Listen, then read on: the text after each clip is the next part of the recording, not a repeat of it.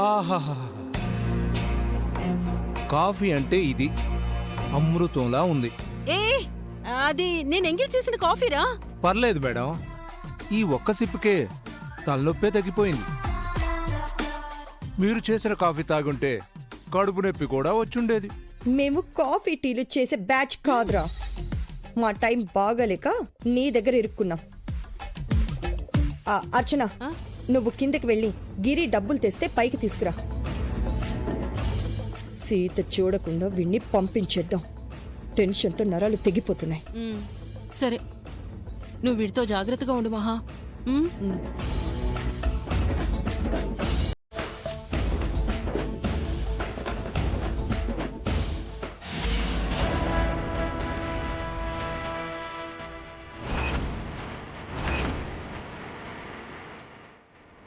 అరగంట అన్నాడు, ఆయన ఇంకా రాలేదేంటి?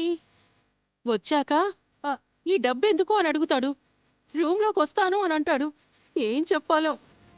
రూమ్లో ఆ నాగుగాడిని చూశాడంటే అంతే సంగతులు. నమస్తే మేడం. నమస్తే. నువ్వొచ్చావేంటి? గిరి సార్కి ఆఫీసులో పనుందంట.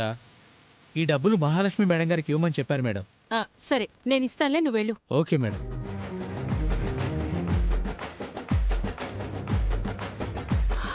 అమ్మయ్యా, ఆయన రాకపోవడమే మంచిదైంది. ఓ గండం గడిచింది, ఇంకో పెద్ద గండం మిగిలింది.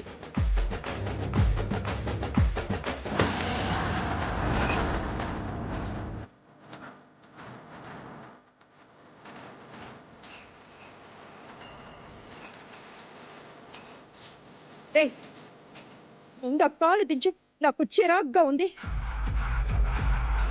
నా కాలు మీద నా కాలు వేసుకుంటే మీకెందుకు మేడం చిరాకు? మా ఆఫీసులో నన్ను చూస్తే మా స్టాఫ్ అంతా భయంతో లేచి నిల్చుంటారు. కానీ వాళ్ళు మీ ఆఫీస్ పనే చేస్తారు.